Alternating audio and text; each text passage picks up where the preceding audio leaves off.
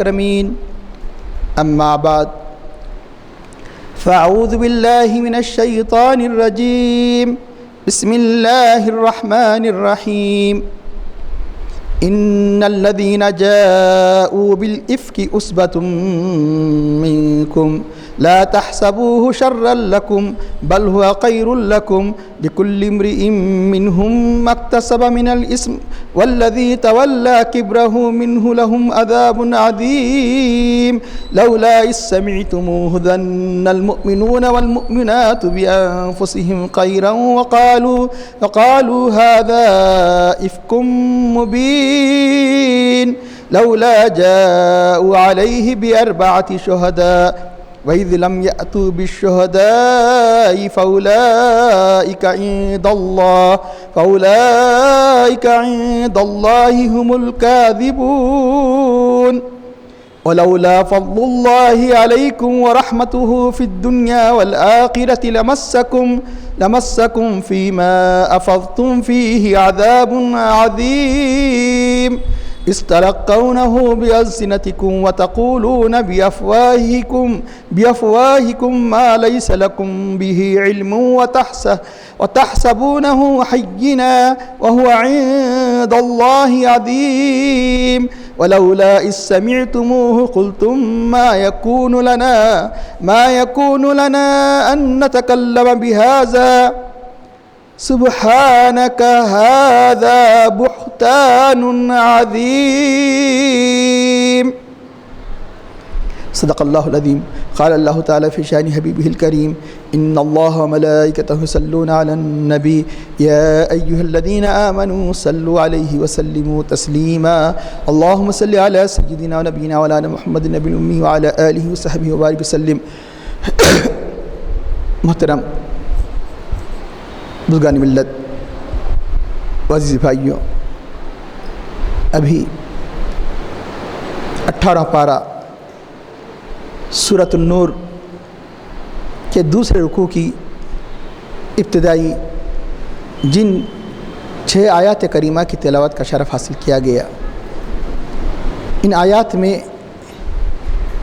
جو قصہ افکس کے نام سے مشہور ہے کہ منافقین نے جو ام المومنین حضرت عائشہ صدیقہ رضی اللہ تعالیٰ عنہ پر جو تہمت لگائی تھی، تو اللہ تعالیٰ کا غضب کس حد درجہ جوش میں آتا ہے، کس طرح اللہ نے ان کی تردید کی ہے اور آپ کی برات کا اعلان کیا ہے کہ ان آیات کی ترجمہ اور تفسیر سننے کے بعد پتہ چلے گا کہ کس حد درجہ اللہ تعالیٰ نے اپنے حبیب پاک صلی اللہ علیہ وسلم کی عظمت و حرمت کا پاس و لحاظ فرماتا ہے. اور انشاءاللہ اگر موقع رہنے کی صورت میں، کیونکہ اور بھی آیات جو آپ کی نزاہت و عظمت میں حضرت عائشہ صدیقہ رضی اللہ تعالیٰ عنہ کی اللہ نے بیان فرمائی، اس کا سلسلہ آگے بھی جاری رہے گا. اور اللہ تعالیٰ کے حبیب صلی اللہ علیہ وسلم کہ جو صحابہ نے اس عالم میں اس زمانے میں جس انداز سے آپ سے محبت و وارفتگی، حقیقی وارفتگی کا جو ثبوت دیا، انشاءاللہ تعالی اس کا بھی ذکر کیا جائے گا کہ سرور کائنات صلی اللہ علیہ وسلم کی عظمت کا ایک یقیناً یہ بھی ایک پہلو ہے. محترم حاضرین، سب سے پہلے ترجمہ ملاحظہ کیجئے. ان الذین جاؤوا بالافک، بے شک وہ لوگ جو بہتان لائے، جنہوں نے بہتان ترازی سے کام لیا. اب پہلے تو جیسا کہ بتایا جا چکا کہ کس پر انہوں نے بہتان لگایا تھا، کس پر انہوں نے جھوٹ باندھا تھا. ان الذین جاؤوا بالافک عصبۃ منکم، ایک تمیم سے ایک جماعت ہے، ایک گروہ ہے. لا تحسبوہ شرا لکم، تم اس کو اپنے لیے برا مت سمجھو. اس میں بھی حکمتیں ہیں. تم اس کو اپنے لیے برا مت سمجھو، بل ہوا خیر لکم، بلکہ یہ تمہارے لیے بہتر ہے. لکل امرئ منہم ما اکتسب من الاسم، ہر شخص کو وہی گناہ کا حصہ ملے گا جو اس نے ارتکاب کیا، جو جتنا اس میں حصہ لیا، جو بہتان میں شریک ہوا، جو خاموشی اختیار تو کیا، لیکن دل میں مختلف قسم کے ان کے بارے میں جو وسوسے وغیرہ کا شکار ہوا، ہر ایک کو اس کے اعتبار سے ملے گا. لِكُلِّ امْرِئٍ مِّنْهُمْ مَكْتَسَبَ الْإِثْمُ وَالَّذِي تَوَلَّىٰ كِبْرَهُ مِنْهُمْ، اور ان میں سے جس نے اس بہتان تراشی کا بڑا حصہ اپنے ذمے لیا تو اس کے لیے تو بڑا عذاب ہے. وہ کون ہے؟ تفسیر میں آئے گا کہ جس نے سب سے پہلے اس کی ابتدا کی اور سب سے بڑا اس نے اس گناہ میں سب سے بڑا حصہ اپنے ذمے لے لیا، وہ ہے عبداللہ بن ابی، منافقوں کا سردار، جس کے لیے اللہ تعالیٰ فرماتا ہے کہ اس کے لیے تو بڑا عذاب ہے.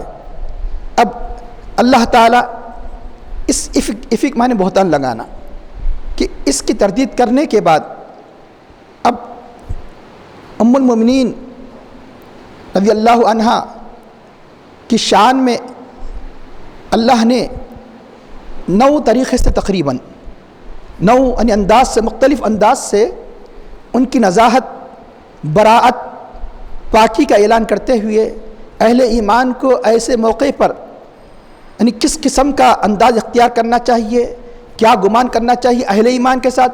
پھر خصوصیت سے حضرت ام المؤمنین حضرت عائشہ صدیقہ رضی اللہ تعالی عنہ کی عظیم المرتبت یعنی زوجہ مطہرہ کے بارے میں تمہیں کیا خیال کرنا چاہیے تھا. 9 انداز سے اللہ نے اس کا ذکر فرمایا.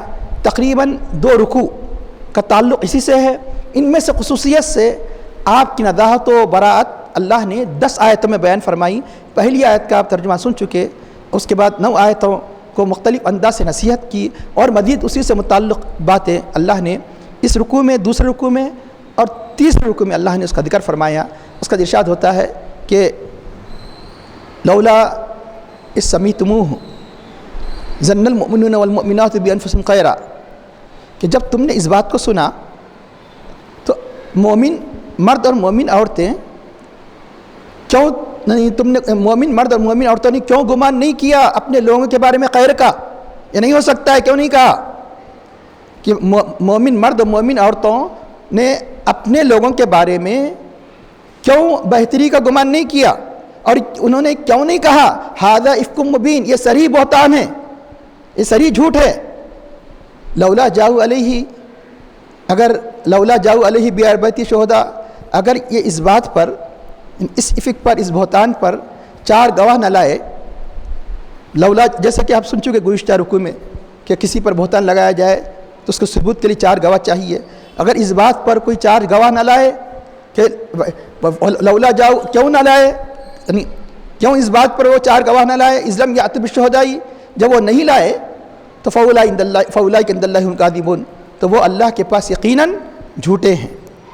ولولا فضل اللہ علیکم ورحمتہ، اب تیسرے طریقے سے اللہ تعالیٰ فرماتا ہے اور ولولا فضل اللہ علیکم ورحمتہ فی الدنیا والآخرہ، اللہ کا فضل اور اس کی رحمت تم پر نہ ہوتی تو لمسکم فیما افضتم فیہ، جس گفتگو میں تم مشغول ہو گئے تو تمہیں اس وجہ سے عذاب عظیم، ایک بڑا عذاب تمہیں چھو لیتا.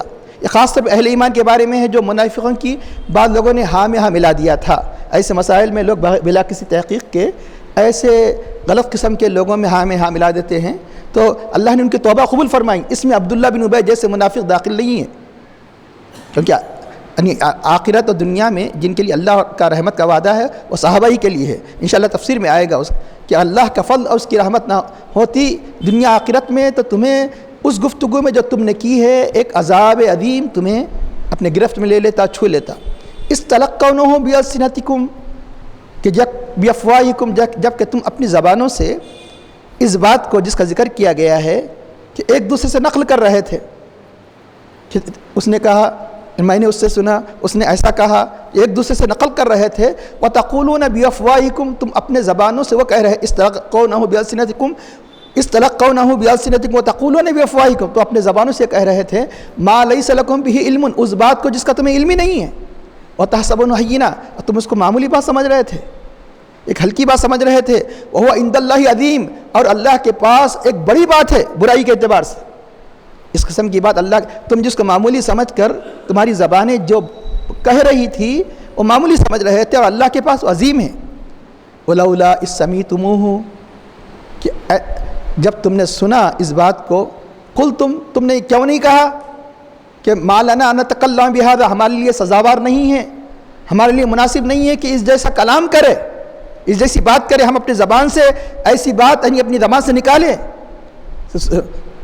لولا سمیعتموہ قلتم ما یکون لنا ان نتکلم بہذا سبحانک، تیری ذات پاک ہے. ھذا، اللہ تعالیٰ اعلان فرما رہا ہے آپ کی پاکی صفائی کا بہت انتہائی اعلیٰ انداز سے، تیری ذات پاک ہے. ھذا بہتان عظیم، یہ عظیم بہتان ہے، یہ عظیم جھوٹ ہے یعنی جو جس کی تہمت ان پر لگائی گئی. انشاءاللہ اس کے بعد کی آیات آئندہ بیان کی جائے گی. آئیے سب سے پہلے ان آیات کو سمجھنے کے لیے یوں تو احادیث میں تفاصیل کے ساتھ بخاری مسلم میں یہ قصہ افک موجود ہے، لیکن اختصار کے ساتھ انہی احادیث کے خلاصے کو میں عرض کروں کہ 6 ہجری کا موقع ہے کہ سرور کائنات صلی اللہ علیہ وسلم غزوہ مستلق، جس کو بنی مریسی بھی کہا گیا، کہ اس غزوے میں تشریف لے جاتے ہیں مدینہ منورہ سے. اور اس روایت کے اکثر بیانات خود حضرت عائشہ صدیقہ رضی اللہ تعالیٰ عنہ خود اپنی زبانی انہوں نے بیان فرمایا. تو سرور کائنات صلی اللہ علیہ وسلم کی عادت تھی کہ جب کسی غزوے میں تشریف لے جاتے تو اپنے ازواج میں قرعہ ڈالتے، جس کا نام قرعہ نکلتا اسے اپنے ساتھ لے جاتے. تو اس غزوے میں قرعہ آپ کے نام نکلا. کن کے نام؟ ام المؤمنین عائشہ صدیقہ رضی اللہ عنہ. کتنی عظیم یعنی صحابیہ ہے. ایک صحابیہ ہونا، خود صحابی ہونا خود اتنا بڑا شرف ہے کہ دنیا کا بڑے سے بڑا ولی بھی اس کے مرتبے کو نہیں پہنچ سکتا. صرف صحابیہ ہی نہیں بلکہ اللہ کے حبیب سید الانبیاء خاتم النبی علیہ السلام کی زوجہ مطہرہ کہ آپ کے ازواج میں سے صرف آپ ہی کواری جن سے نکاح فرمایا، باقی سب یعنی وہ عورتیں تھے کہ جن کے شوہر پہلے انتقال کر چکے تھے، جو اور ازواج مطہرات. اور نہ صرف پورے ازواج بلکہ پوری عورتوں میں، پوری جتنی صحابیات میں کوئی ایسی عالمہ، کوئی ایسی فصیح بلیغ ادیبہ ایسی شان کی یعنی فقیہہ پوری یعنی عورت آج تک دیکھنے میں نہیں آئی. یہ بڑے بڑے صحابہ اولو العزم، بڑے بڑے عظمت اہل علم صحابہ نے اور اہل فقہ صحابہ نے جس کا اعتراف کیا کہ وہ یعنی حضرت. اور یہ کون دوسرا شرف، یہ کن کی صاحبزادی ہے؟ یہ سرور کائنات صلی اللہ علیہ وسلم کہ وہ چہیتے وہ یعنی صحابی کہ ساری دنیا جن کو ابوبکر صدیق کے نام سے یاد کرتی ہے، جو پہلے خلیفہ ہے اور روئے زمین پر انبیاء کے بعد اگر کسی کا مرتبہ ہے تو ابوبکر صدیق رضی اللہ عنہ ان کی صاحبزادی ہے. کون؟ حضرت عائشہ صدیقہ رضی اللہ تعالیٰ. تو فرماتی ہیں کہ میرے نام پہ قرآن نکلا. تو اب غزوے سے کے اختتام کے بعد جب کوچ کا وقت آیا، یعنی مدینہ منورہ کو واپس پلٹنے کا وقت آیا، تو اس زمانے میں طریقہ یہ تھا کہ ہودج، ایسا ہودج یعنی اونٹوں پر جو پالکی کی طرح رکھا جاتا، اس کو اتارا بھی جا سکتا تھا، آسانی سے رکھا بھی جا سکتا تھا. اور یہ اس وقت ابھی پردے کی آیت اتر چکی تھی، اس لیے یعنی ہر ہودج پر مستقل طور پر پردہ لٹکا ہوا رہتا تھا جو یعنی عورتیں بیٹھا کرتی تھیں. تو آپ اکیلی تھی اور کوئی خاتون نہیں تھی آپ کے ساتھ. تو اس عادت کے مطابق یعنی جہاں یعنی اترنا ہوتا کسی منزل پر تو ہودج کو اتارا جاتا، پھر جب کوچ کرنا واپس یعنی وہاں سے نکلنا مقصود ہوتا تو ہودج پر رکھ دیا جاتا. تو رات کے آخری حصے میں یہ اعلان کیا گیا کہ اب یہاں سے ہم مدینہ منورہ کوچ کرنے والے ہیں، جس کو جو تیاری کرنا ہے جانے کی، جیسے ضرورت وغیرہ وضو وغیرہ جو بھی ہے وہ فارغ ہو جائے، کیونکہ اب یہاں سے قافلہ جا رہا ہے. تو حضرت عائشہ صدیقہ رضی اللہ تعالیٰ عنہ بھی قضاء حاجت کے لیے اس یعنی دور جنگل کی طرف نکلی. لیکن ہوا یہ کہ جب واپس آئی اپنے گلے پر دیکھا تو ایک قیمتی ہار تھا جو اپنے گلے میں نہیں تھا، گر گیا تھا، کھو گیا تھا. تو پھر فوراً آپ اسے تلاش کرنے کے لیے واپس ہوئی، کیونکہ اس وجہ سے دیر ہو گئی، کیونکہ یقیناً ایسی چیزوں کے لیے دور جایا کرتا ہے انسان، تو یقیناً دیکھنے کے لیے بھی دور جانے کے لیے وقت لگ گیا.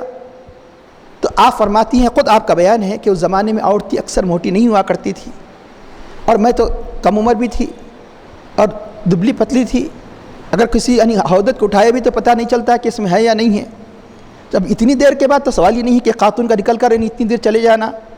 تو صحابہ نے یہ تصور کیا کہ یقیناً ام المومنین موجود ہے، اسی قیاس سے ہودت کو رکھ دیا اور قافلہ نکل گیا. جب واپس آئیں وہ تلاش کے بعد تو اب قافلہ جا چکا تھا. اب کوئی یعنی وہاں پر اس جنگل میں کوئی شخص نہیں تھا. اب دیکھیے ان کی دانش مندی کو دیکھیے. دوسری عورت ہوتی تو ہیبت سے ادھر ادھر بھاگتی، اس قافلے کے پیچھے جاتی تو ہوتا کیا کہ دیکھنے کے لیے لوگ ادھر آتے یا نہیں ہوتا. تو آپ کی دانش مندی دیکھیے کہ اگر میں ان کے پیچھے آپ فرماتی اگر میں ان کے جب پیچھے دوڑتی تو مسئلہ پیدا ہو جاتا. یقیناً تھوڑی دور جانے کے بعد احساس ہوتا کہ ارے ام المومنین نہیں ہے، میں نہیں ہوں، آپ خود بیان فرمائیں. تو یقیناً لوگ کیا کرتے، اس صورت میں لوگ اسی مقام پر آ کر دیکھتے. پہلے عادت ہے کہ انسان یعنی جہاں جس مقام پر چھوٹ جاتا ہے وہاں پہلے دیکھا جاتا ہے، اس لیے وہیں پر آپ اپنی چادر اوڑھ کر اسی مقام پر تنے تنہا بیٹھ گئی. اب دیکھیے کہ ایک صحابی ہے بہت ہی نیک کہ جن کی نیکی کے سارے صحابہ معترف تھے کہ انتہائی صالح صحابی حضرت صفوان بن معطل، عین سے مین معطل رضی اللہ تعالیٰ عنہ کی یہ ذمہ داری تھی کہ یہ عموماً قافلے کے اور آگے پڑاؤ ڈال کر رہا کرتے تھے. ان کی ذمہ داری تھی کہ قافلہ نکلنے کے کافی دیر کے بعد یہ نکلتے تھے، اس لیے کہ قافلے کی کوئی چیز ان کا سامان اگر رہ گیا ہوتا تو اسے اس تک پہنچا دیتے. اس لیے اس لیے کیا عام طور پر نکل جاتے تھے. بلکہ یہاں تک ایک حضرت ابن جوزی نے یہ حدیث سے ہٹ کے ایک بات بتا رہا ہوں میں، روایت سے ہٹ کر ابن جوزی نے بتایا کہ اس زمانے کی امانت داری کا عالم یہ تھا کہ بعض وقت کوئی سامان اٹھانا مشکل ہو جاتا ہے. یقین ہو جاتا کہ ابھی قافلے پیچھے بہت لوگ ہیں تو لوگ ایسا بھی کرتے بعض لوگ کہ سامان اٹھانا مشکل ہوتا تو سامان کو رکھ دیتے چلے جاتے آگے. تب یقیناً وہ اس لیے کہ امانت ہے اسے پہنچانے کے لیے وہ سامان ان کو یقین تھا. آج کوئی اپنا سامان چھوڑتا تو بالکل چھوڑنے کی وہ بالکل سوچ بھی نہیں سکتا تو سامان اپنا نیچے رکھ دیتے. انہیں یقین تھا کہ یہ سامان ضائع نہیں ہوگا یہاں تک کہ آخر میں ان کو پہنچ جاتا.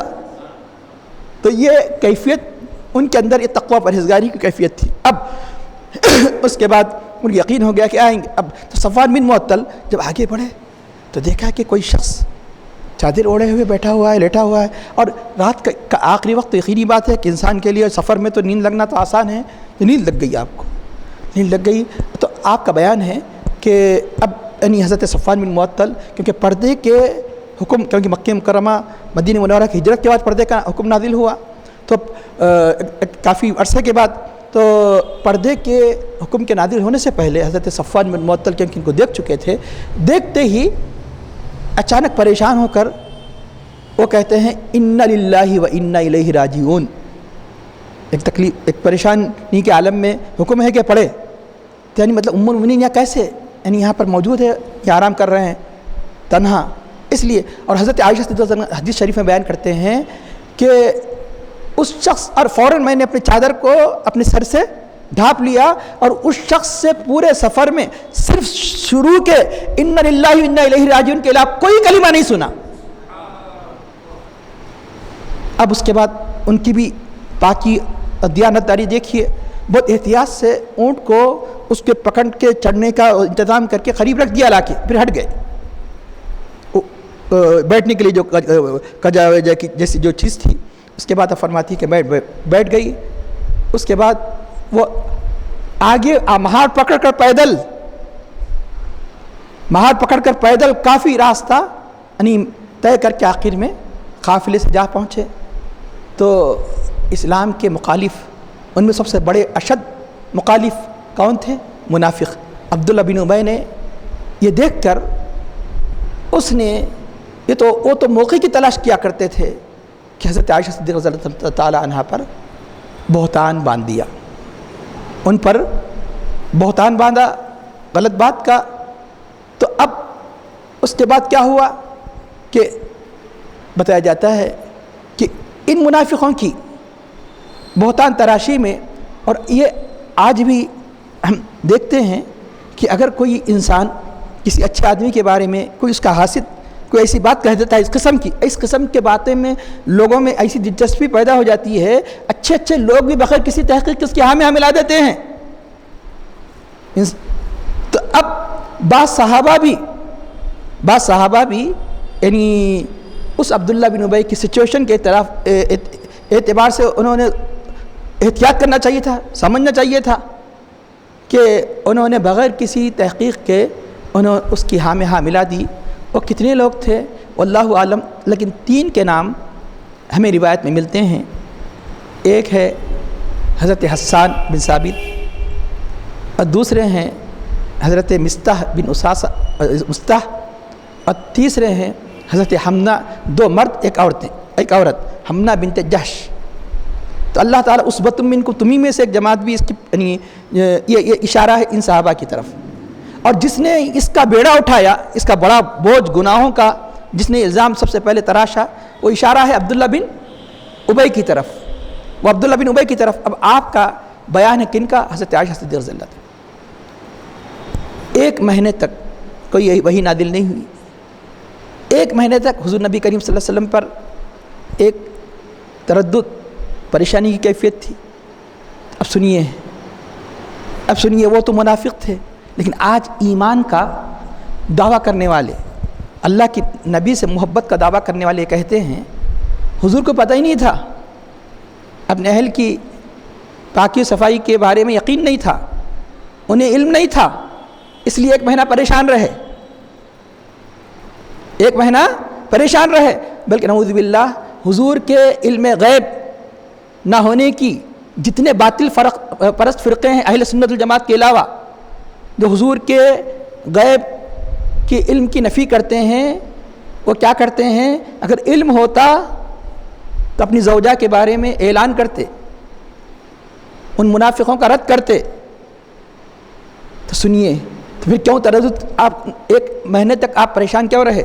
پریشان نعوذ باللہ اس لیے نہیں رہے کہ ہو سکتا ہے کہ میری زوجہ سے کوئی برا عمل سرزد ہوا، بلکہ اس لیے پریشان رہے کہ یہ جو طوفان تہمتوں کا جو منافقین مچا رہے ہیں، اس لیے پریشان ہوئے۔ یقینی بات ہے کہ جو بدماشوں وغیرہ کی بری باتوں اور غلط باتوں سے ایک انسان متاثر ہوتا ہے عام طور پر، تو اللہ کے نبی کو کیوں؟ اللہ کے نبی کس لیے کہ یہ جو منافقین ہمیشہ چال چلا کرتے ہیں اسلام کے خلاف، کہیں یہ اسلام کے اسپرٹ کو کہیں نوک نہ دے، اس قسم کے غلط واقعات کی ان کو بہت تراش کر کے، اس لیے تشویش ہوا کرتی تھی، اس لیے نہیں کہ آپ کے آپ پاک کی عفت کے بارے میں کوئی شک تھا، اس لیے ایک موقع پر تو آپ نے فرما دیا۔ کیا فرمایا؟ اسی 1 ماہ تک جب وحی نازل نہیں تھی ہوئی تھی، کیا فرما دیا؟ ما علمت، بلکہ بخاری میں ممکن ہے روایت ہے، ما علمت علی اہل الا خیرا، میں نے اپنے اہل کے بعد اہل کے بارے میں سوائے خیر کے کچھ نہیں جانا۔ مجھے علم جو ہے اہل کے پاس کہ وہ بہتر ہے، ان کے حق میں میرا علم بہتر ہے کہ میں اپنے اہل کے بارے میں خیر ہی جانتا ہوں۔ تو اس کے بعد حضرت عائشہ صدیقہ رضی اللہ عنہ کو بھی چند دن گزرنے کے بعد یہ ان لوگوں کی تہمتوں کا پتہ چلا، تو آپ بیمار پڑ گئی، اللہ کے حبیب سے اجازت لے کر اپنے والدین کے گھر گئی۔ تو حضرت عائشہ انصاف فرماتی تھی، یقیناً میں اس سے بری ہوں، اللہ تعالیٰ میرے بارے میں یقیناً اپنے حبیب پاک صلی اللہ علیہ وسلم کو وحی نازل کرے گا، اللہ تعالیٰ مطلع کرے گا۔ 1 ماہ کا وقت گزرا تھا کہ ایک دن سرور کائنات صلی اللہ علیہ وسلم حضرت ابو بکر صدیق رضی اللہ عنہ کے گھر آئے۔ آنے کے بعد عائشہ صدیقہ روتے روتے نڈھال ہو چکی تھی ایک طویل عرصے تک، کافی دنوں تک۔ تو اسی دوران جب آئے ہوئے تھے، یہ ان آیات کریمہ کی وحی نازل ہوئی، جسے اللہ نے فرمایا کہ یہ بہتان عظیم ہے۔ اللہ تعالیٰ کا اعلان کیا فرما رہا ہے؟ یہ سری سارے کائنات کا خالق و مالک عالم الغیب الشہادہ کہہ رہا ہے کہ سری بہتان ہے۔ تو اس وقت اللہ کے حبیب فرماتے ہیں کہ عائشہ تمہیں بشارت ہو کہ اللہ نے تمہاری پاکی کا اعلان کیا ہے، قرآن کریم کی آیات نازل فرمائی ہے۔ تو سنیے ام المؤمنین کیا فرماتی ہیں، میں تو اس لائق نہیں تھی کہ میرے بارے میں قرآن کریم کی آیت نازل ہوتی، میں تو یہ جسے قیامت تک پڑھا جاتا، میں تو سمجھ رہی تھی کہ اللہ تعالیٰ میری پاکی کے بارے میں اپنے حبیب کو کوئی خواب کے ذریعے سے مطلع کرے گا، کیونکہ نبی کا خواب بھی وہی ہے، نبی کا خواب بھی وہی ہے. ابھی آپ سن چکے ہیں, ان قریب بقرعید گزر چکی ہے. کیا سنے آپ کہ حضرت ابراہیم علیہ السلام اسماعیل علیہ السلام کو جو ذبح کرنے کے لیے تیار ہو گئے, کس بنیاد پر؟ خواب کی بنیاد پر. یہ ہمارا آپ کا خواب نہیں, نبی کا خواب ہے. یا بنیا انی ارا فی المنام انی اذبحک فانظر ماذا تری, اے میرے پیارے بیٹے میں تمہیں ذبح کرتے ہوئے دیکھ رہا ہوں خواب میں. فی المنامی وضاحت کے ساتھ ہے, خالی رات میں نہیں فرمایا کہ خواب میں انی ارا فی المنام انی اذبحک فانظر ماذا تری, بتاؤ تمہاری کیا رائے ہے. تو آپ نے فرمایا کہ اے ابا جان جس بات کا حکم دیا گیا ہے اب کر ڈالیے. اب انشاءاللہ مجھے صابرین صبر کرنے والوں میں سے پائیں گے. کہ کیوں؟ نبی کا خواب وہی ہوتا ہے. تو میں تو سمجھتی تھی, آپ فرماتی ہیں, میں تو سمجھتی تھی اللہ خواب نازل فرما کر یعنی میری پاکی کے بارے میں مطلع کرے گا, لیکن میں اس لائق نہیں ہوں, بلکہ اللہ نے میرے بارے میں اللہ تعالیٰ نے کرم فرمایا کہ میرے بارے میں آیات نازل فرمائی. قیامت تک یعنی وہ آیات پڑھی جاتی ہے آپ کی عظمت میں. اب جب یہ اس کی روشنی میں اب سب سے پہلی آیت کریمہ کا سمجھنا آسان ہو گیا. تم اس کو برا مت سمجھو. بعض وقت انسان کو کوئی تکلیف ہوتی ہے تو انسان برا سمجھتا ہے. اللہ تعالیٰ کی طرف سے ہر آنے والی تکلیف میں خیر کا پہلو ہوتا ہے. اب قیامت تک کے لیے ان کی پاکی کا یعنی گویا کہ شہادت قرآن کریم میں سخت کر دی گئی ان کی عظمت کی. یہ بھلائی ہے, یہ بھلائی ہے. منافقین کا پردہ چاک کر دیا گیا, یہ ان کے لیے برائی ہے. اہل ایمان کے حق میں یہ بھلائی ہے. اور جو 1 مہینے تک جو صبر کیا اس سے درجات بلند ہو گئے. جو اہل ایمان نے 1 مہینے تک ان کے شرارتوں پر صبر کیا اس کی وجہ سے حضرت عائشہ صدیقہ رضی اللہ عنہا کے درجات بلند ہو گئے. کسی تکلیف پر صبر کرنا ان کے پھر دیر کیوں ہوئی, یہ سب حکمت ہے اللہ تعالیٰ کی. اس وقت اہل ایمان کو ایک درس دینا تھا, سبق دینا تھا کہ نبی کے ازواج, نبی کے گھرانے سے بلکہ صالح مومن اہل ایمان مومنین و مومنات سے کس قسم کا حسن گزر رکھنا چاہیے. یہ درس کے لیے, تعلیم کے لیے بھی 1 مہینہ وہی کی تاخیر ہو جاتی ہے. تب ارشاد ہوتا ہے ان الذین جاؤوا بالافک. اب ان آیات کریمہ کا ترجمہ سنیے, بالکل اس کی روشنی میں سمجھنا آسان ہو جائے گا کہ جنہوں نے افک یہ یعنی بہتان تراشی سے کام کیا ہے کہ اس وقت میں ان کو تم میں سے بھی ایک جماعت ہے. ابھی جس کا ذکر کیا گیا 3 کا نام جو عموماً روایتوں میں آیا ہے کہ اور لا تحسبوا شرا لکم, اس واقعے کو جو یہ یعنی بتایا گیا, بہتان کہا گیا, اس کو برا مت سمجھو کہ اس میں بھی بھلائی, اس میں اللہ تعالیٰ کی حکمتیں ہیں. بل هو خیر لکم, یہ تمہارے لیے بہتر ہے.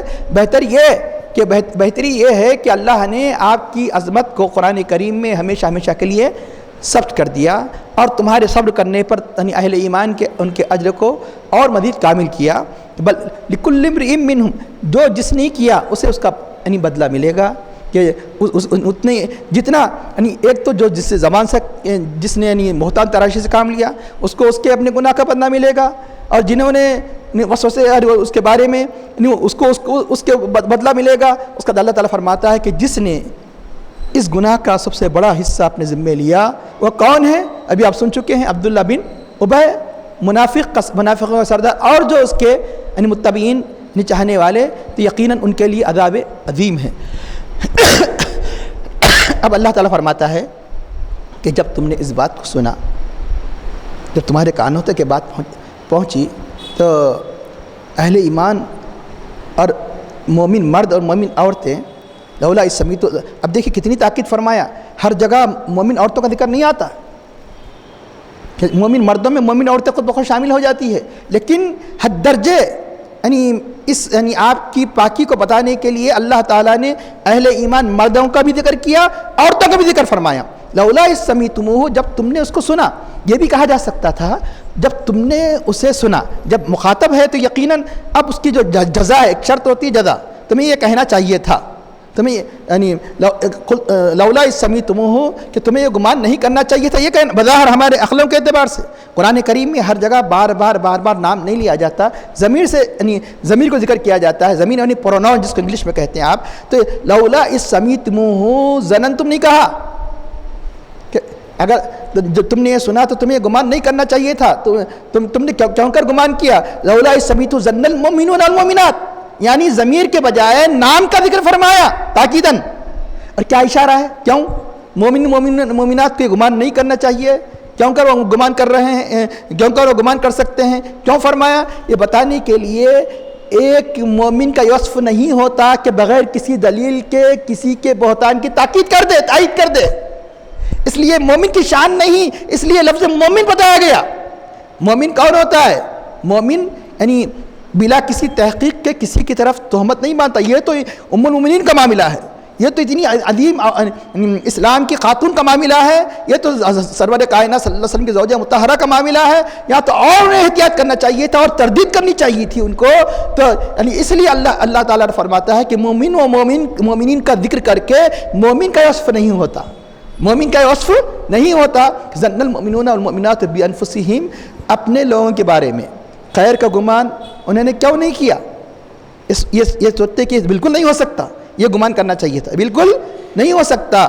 تو اب یہاں بانفسہم محاورے میں عام طور پر اپنا کام آپ کرو جیسے آپ کہتے ہیں نا، تو اپنے آپ کے لیے اکثر لفظ اگر یعنی غائب ہے تو انفسہم آتا ہے، حاضر ہے تو انفسکم آیا کرتا ہے. تو یہاں پہ بانفسہم دو معنی کی گنجائش ہوتی ہے. ایک تو اپنے آپ کے لیے بھی ہوا کرتا ہے، اپنے نفسوں کے لیے یعنی اپنے لوگوں کے لیے یہ دوسرا معنی ہوا کرتا ہے. تو اللہ نے یہ کیوں فرمایا کہ اہل ایمان مومن مرد اور عورتوں کو اپنے لوگوں سے لوگوں کے بجائے انفس کیوں فرمایا؟ یہ بتانے کے لیے خود اپنے مسلمانوں کے بارے میں اس قسم کا گمان کرنا، رسوا کرنا، خود اپنے آپ کو رسوا کرنا ہے، اس لیے انفسم کہا گیا لوگوں کے بجائے. یعنی یہ بانفسہم جیسا کہ قرآن کریم میں ہے لا تقتلوا انفسکم. ایک ترجمہ تو جو عموماً ادبی اعتبار سے ہو سکتا ہے اپنے آپ کو مت قتل کرو، اور مراد اپنے آپ کو نہیں، یہاں پر اپنے لوگوں کو قتل مت کرو. لوگوں کے بجائے انفسکم کیوں کہا گیا؟ یہ سمجھنے کے لیے یہ مثالوں کو ذہن میں رکھیے. اس لیے کہ ناحق کسی کو قتل کرنا اسلام میں خود اپنے آپ کو قتل کرنا ہے، اس لیے انفسکم کہا گیا. لا تقتلوا انفسکم. اور ایک مقام پر کہا گیا کہ تم اپنے آپ کو عیب مت لگاؤ، یعنی اپنے لوگوں کو. تو کیوں کسی کو عیب لگانا؟ کوئی اپنے آپ کو عیب لگانا ہے. کہ حدیث شریف میں آتا ہے کوئی انسان کسی مسلمان کو کسی بات کا عار دیتا ہے، مرنے سے پہلے وہ خود کام کر لے گا. تو نے ایسا کیا، تو نے ایسا کیا، تو نے ایسا کیا، یہ عار دیتا ہے تو مرنے سے پہلے وہ خود اس گناہ میں ملوث ہو جائے گا. تو اب اس لیے یہ لفظ بانفسہم کہا. یعنی مطلب ایک تو اتنی طویل اتنی کثیر آیات نازل کیا، اور ایک ایک آیت کے اندر اللہ تعالیٰ نے یعنی عظمت کے کیسے کیسے پہلوؤں کی طرف اشارہ فرمایا کہ اس کا ارشاد ہوتا ہے کہ انہیں تو یہ کہنا چاہیے تھا، انہوں نے یہ کیوں نہیں کہا ھذا افک مبین. یہ کھلی ایک تو گمان نہیں کرنا چاہیے تھا، بلکہ گمان ہی کے درجے میں نہیں بلکہ زبان سے تردید بھی کرنی چاہیے تھی. انہیں زبان سے تردید بھی کرنی چاہیے تھی. تو کیا کہنا چاہیے تھا؟ یہ کھلی طور پر یہ افطرا ہے. تو یہاں لفظ افک عربی زبان افک کے معنی ہے پلٹنا، الٹنا. قرآن میں بار بار آتا ہے فَأَنَّ تُؤْفَكُونَ. کہاں پلٹے چلے جا رہے ہو، کہاں تم الٹ رہے ہو؟ پلٹنا الٹنے کے معنی بہتان تراشی کی کیوں ہیں؟ اس لیے کہ بہتان تراشی میں واقعے کو حقیقت کو پلٹ دیا جاتا ہے. افک کے معنی حقیقت کو پلٹ دینا. حقیقت کو پلٹ دینے کے لیے اللہ تعالیٰ اس لیے لفظ بہتان تراشی کو اللہ نے افک سے تعبیر فرمایا کہ تم نے حقیقت کو پلٹ دیا. تم نے حقیقت کو پلٹ دیا تو تم کو یہ کہنا چاہیے تھا کھلی سرات. یہاں اشارہ ملتا ہے، کیا اشارہ ملتا ہے؟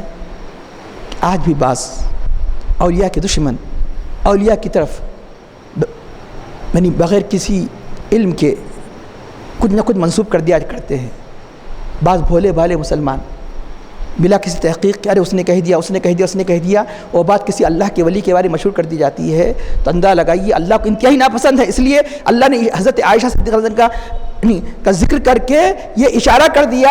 یہی نہیں بلکہ جو بھی ان صحابہ صحابیات کے نقش قدم پر چلنے والے نیک و صالح مرد عورت ہے، بلا کسی تحقیق کے ان کے بارے میں گمان نہیں کرنا چاہیے. اولیاء کے بارے میں تو خصوصیت سے اپنے ظن پر کنٹرول کرنا چاہیے، اپنی زبانوں پر تالا لگانا چاہیے. ان کے بارے میں اگر کوئی برائی سنے تو اس کی تردید کرنی چاہیے.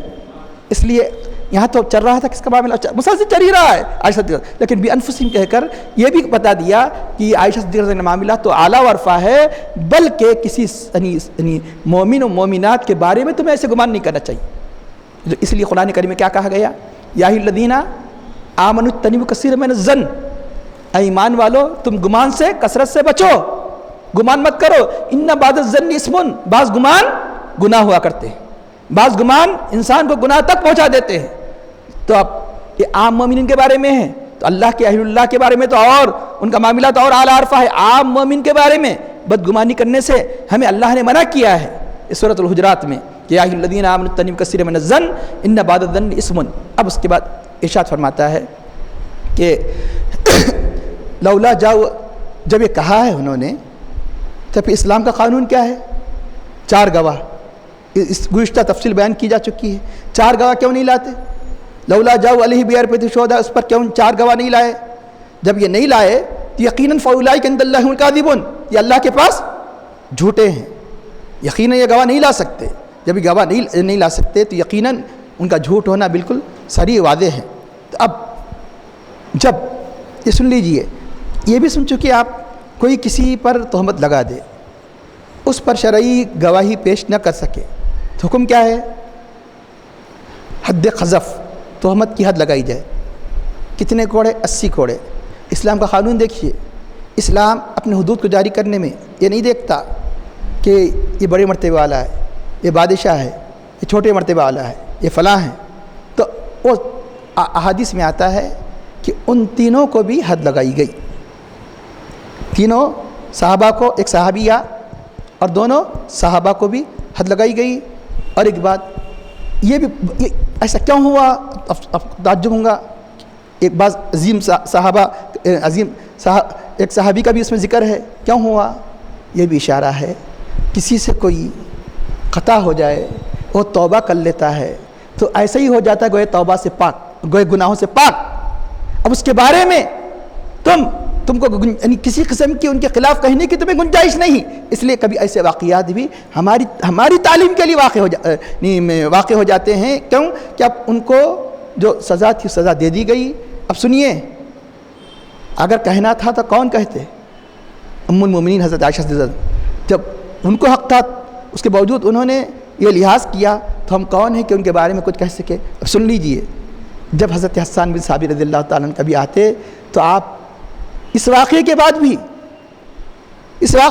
بھی پوری عزت سے پیش آ کر کہتے کہ یہ وہ ہے کہ جو اللہ کے رسول سے مدافعت کیا کرتے تھے، کافروں کا جواب دیا کرتے تھے۔ یہ اخلاق حضرت عائشہ صدیقہ رضی اللہ تعالیٰ عنہ، کن کا؟ حسان بن ثابت احترام کرتے تھے۔ اب اس لیے آئندہ کسی مسلمان کو ان کے بارے میں معمولی بھی بدگمانی رکھنے کا حق نہیں ہے۔ اب اس کے بعد اللہ تعالیٰ فرماتا ہے کہ اب اہل ایمان جن کی اللہ نے توبہ قبول کی، کون؟ یعنی جن کا ذکر کیا گیا کہ اب ان کے بارے میں فرماتا ہے وَلَوْلَا فَضْلُ اللَّهِ عَلَيْكُمْ۔ ایک تو یہ تو تینوں نے زبان سے کہا، اور جنہوں نے گمان بھی کیا ان سب کی اب برات کا اعلان فرماتا ہے کہ اور جو اس آیت اترنے کے بعد وہ ایک دم یعنی بالکل یعنی اپنے سارے ظنون و گمان ان کے دلوں سے بالکل چھٹ گئے بادل کی طرح۔ تو اللہ تعالیٰ فرماتا ہے اگر اللہ کا فضل، اس کی رحمت نہ ہوتی، وَلَوْلَا فَضْلُ اللَّهِ عَلَيْكُمْ وَرَحْمَتُهُ فِي الدُّنْيَا وَالْآخِرَةِ، تو پتہ چلا اہل ایمان کے بارے میں کیوں آخرت میں کسی صورت میں یعنی کسی کافر و منافق پر کوئی رحمت ہونے والی نہیں ہے، یہ دنیا ہی میں سب رحمتیں جتنے بھی ہیں۔ تو اس لیے یہ صرف صحابہ ہی مراد سے مفسرین کرواتے ہیں کہ لَمَسَّكُمْ فِي مَا أَخَذْتُمْ فِيهِ، جو کچھ تم نے کہا اس بارے میں اللہ کا عذاب عظیم تمہیں چھو جاتا۔ اللہ کا فضل و رحمت دنیا میں کیا ہے؟ اللہ نے تمہاری توبہ کو قبول فرمایا، چاہے تو توبہ قبول نہ فرماتا، اور آخرت میں بھی اللہ نے تمہارے لیے معافی کا اعلان کر دیا۔ یہاں تک کہ سارے صحابہ کے بارے میں اللہ نے قرآن کریم میں کیا فرمایا؟ رضی اللہ عنہم ورضوا عنہ، اللہ ان سے راضی ہے، وہ اللہ سے راضی ہے۔ اب کسی صحابی کے بارے میں کوئی انسان معمولی سے بھی ان کے خلاف کلمہ نہیں کہہ سکتا۔ اگر کوئی کہتا ہے کسی صحابی کے بارے میں بھی، یہی مسئلے میں نہیں، کسی بھی صحابی کے بارے میں ان کے آپسی منازعات وہ بہتر جانتے ہیں، اس کو لے کر کسی صحابی کی توہین کرتا ہے تو گمراہ اہل سنت والجماعت سے خارج ہے۔ وہ اہل سنت والجماعت سے خارج ہے کہ اللہ کے حبیب سارے صحابہ کے بارے میں کیا فرماتے ہیں کہ صحابہ کون ہیں کہ ستاروں کی طرح ہے، اصحابی کالنجوم، میرے صحابہ ستاروں کی طرح ہے، جس کی بھی تم اقتداء کرو گے تم ہدایت پا جاؤ گے۔ اب اللہ تعالیٰ اس کا ارشاد فرماتا ہے استلقونه بألسنتكم، جب کہ تم اپنی زبانوں سے نقل کر رہے تھے، کیسے ایسے معاملے میں کیا کہہ رہے ہیں؟ بھائی میرے کو نہیں معلوم، اس نے کہا، مقصد کیا ہے؟ اس بات کو پھیلانا ہے۔ وہ کہتا ہے کہ فلاں نے کہا، فلاں نے کہا، فلاں نے کہا، اس طرح بلا کسی تحقیق کے کسی کے خلاف یعنی جھوٹ کو عام کر دیا جاتا ہے۔ تو اللہ تعالیٰ فرماتا ہے کہ اس مسئلے میں یہ مسئلہ ہی نہیں بلکہ ہر وہ مسئلہ کہ جو اہل ایمان کے متعلق ہے کہ تمہیں احتیاط سے کام لینا چاہیے کہ جس کی تمہارے پاس دلیل نہیں ہے۔ استلقونه بألسنتکم، کہ تم اپنے زبان سے یعنی ایک دوسرے کو نقل کر رہے تھے کہ وتقولون بافواہکم، تم اپنے منہ سے کہہ رہے تھے ما لیس لکم بہ علم، جس کا تمہیں علم نہیں ہے۔ وتحسبونہ ہینا، تم اس بات کو کہ ایک یعنی حضرت عائشہ صدیقہ رضی اللہ تعالیٰ اس عظیم اللہ تعالیٰ کی مقرب بندی کی طرف تم نے جو بات کہی ہے تم معمولی سمجھ رہے اس کو، یہ معمولی سمجھ رہے تم، حالانکہ وہ عند اللہ عظیم، اللہ کے پاس یہ بات انتہائی بری ہے۔ بڑی کا مطلب برائی میں بڑی ہے۔ تو اب بتایا گیا حدیث شریف میں آتا ہے انسان معمولی سمجھ کر جھوٹ بکنے لگتا ہے تو اس جھوٹ کی وجہ سے جھوٹ کہتے کہتے حدیث شریف میں آتا ہے جہنم میں گر جاتا ہے۔ وہ آسمان و زمین کے جو درمیان جو دوری ہے اس سے ہی کہیں زیادہ اس بات کی وجہ سے اللہ سے دور ہو جاتا ہے۔ تو یہ عام جھوٹ کے بارے میں ہے، اور اس قسم کی جھوٹ تو یقیناً وہ کتنی بری ہوگی۔ اب اس کے بعد اللہ تعالیٰ فرماتا ہے کہ وَلَوْلَا سَمِعْتُمُوهُ، کس انداز سے انداز لگئی، کیسے اللہ تعالیٰ نے کی برات و پاکی کا اعلان کیا کہ وَلَوْلَا سَمِعْتُمُوهُ، جب تم نے اس کو سنا تو تم نے یہ کیوں نہیں کہا قُلْتُمْ مَا يَكُنُ لَنَا أَن نَتَكَلَّمَ بِهَذَا، ہمارے لیے سزاوار نہیں ہے کیا زبان سے بات کہے، ہمارے لیے یہ مناسب نہیں ہے، سزاوار نہیں ہے، ہمارے شان کے لائق نہیں ہے۔ ان نتکلم بہذا سبحانک ھذا بہتان عظیم، تیری ذات پاک ہے، یہ عظیم بہتان ہے۔ یہ وہ عظیم آیت ہے کہ اللہ نے کھلے طور پہ اعلان فرما دیا کہ یہ ایک مقام پر یہ کہا کہ لوگوں کو یہ کہنا چاہیے تھا افک مبین، یہ کھلی جھوٹ ہے، یہ کھلا بہتان ہے، اور اللہ تعالیٰ کیا فرما رہا ہے؟ یہ بہتان عظیم ہے۔ کس حد درجے تاکید فرما رہا ہے؟ ابھی سلسلہ چل رہا ہے اور نصیحت فرما رہا ہے، انشاءاللہ آئندہ اس کے سلسلے کو جاری رکھا جائے گا۔ تو اب سنیے، سبحان کے جو مواقع، ان مواقع میں سے ایک کہ تعجب کے موقع پر کہا جاتا ہے سبحان، کہ یا سبحان اللہ کی مطلق عظمت، یعنی پاکی، اللہ تعالیٰ ہر قسم کے عیب سے پاک ہے، یہ بتانے کے لیے کہا جاتا ہے۔ پھر یہاں کیا موقع تھا آپ کے طرف جو یعنی جس بات کی نسبت کی گئی ہے کھلا بہتان ہے، بڑا بہتان ہے، یہ کیا موقع تھا؟ یہ بتانے کے لیے اللہ کی ذات اس بات سے منزہ، پاک و صاف ہے کہ ایسی خاتون نعوذ باللہ جس کی طرف کہ تم سمجھ رہے ہو کہ اپنے نبی کی زوجیت میں رکھے، اپنے نبی کی زوجیت میں رکھنے کا مطلب یہ ہے کہ وہ ہر قسم کے گندگی و برائی سے پاک ہے، نزیہ ہے، بری ہے، اس لیے اللہ نے اس موقع پر سبحانک کہا۔ اور اب روایت میں آتا ہے کہ ایک موقع پر حضور نبی کریم صلی اللہ علیہ وسلم نے صحابہ سے مشورہ کیا کہ تم اس مسئلے میں کیا کہتے ہو؟ صحابہ اپنے جذبات کا اظہار کیا، اور آپ ہی کی خاتمہ حضرت عائشہ حضرت بریرہ سے پوچھا تو میں نے خیر کے علاوہ ان کے بارے میں کچھ نہیں جانتی۔ تو اب آئیے، اب تینوں صحابہ، تینوں یعنی خلفائے راشدین، ابوبکر صدیق سے قول اس لیے نقل نہیں ہے کہ آپ والد ہیں، اور آپ کہتے تو منافق کہتے کہ ہر باپ اپنی بیٹی کے بارے میں پاکی صفائی کرنے کی عادت ہی ہے، ورنہ تو اس لیے یہ مشہور و معروف تفاسیر میں سے ایک تفسیر ہے جو دینی جامعات میں پڑھائی جاتی ہے، جامعہ نظامیہ کے عالم کورس میں بھی یہ تفسیر ہے نصاب میں۔ اس تفسیر میں تفسیر نصفی، یعنی جب تفسیر مدارک کے نام سے جو تفسیر مشہور ہے، تو اس تفسیر مدارک میں سنیے کتنا ایمان افروز بیان و جذبہ صحابہ کا ہے کہ اس موقع پر جب اللہ کے حبیب صلی اللہ علیہ وسلم اس منافقین کے بکواس کی وجہ سے آپ کو تشویش تھی، نعوذ باللہ آپ کو علم نہیں تھا، یہ نہیں ہے، بلکہ اللہ کے حبیب چاہتے تھے کہ آپ اگر فرماتے تو حدیث بن جاتی۔ آج لوگ کہتے کہ حدیث ضعیف ہے، فلاں فلاں ہے، اس لیے اللہ کے حبیب وہی کا انتظار کر رہے تھے تاکہ قرآن بن جائے۔ قرآن کا ایک حرف کا بھی انکار، اس میں کوئی ضعیف کہہ دیا تو اس کا اپنا ایمان ضعیف بلکہ ایمان سے خالی ہو جاتا ہے۔ اگر آپ فرماتے تو کیا بن جاتی؟ حدیث بن جاتی۔ اور منافقین کیا کہتے کہ اپنی بیوی کے بارے میں کوئی بھی پاکی صفائی کا اعلان کرتا ہے، منافقین یہ کہتے ہیں۔ اس لیے اللہ کے حبیب صلی اللہ علیہ وسلم انتظار کرتے رہے یہاں تک کہ وہی نازل ہو جائے، تاکہ قیامت تک کے لیے آپ یعنی قرآن کریم آپ کے پاکی و صفائی کا اعلان کرتا رہے۔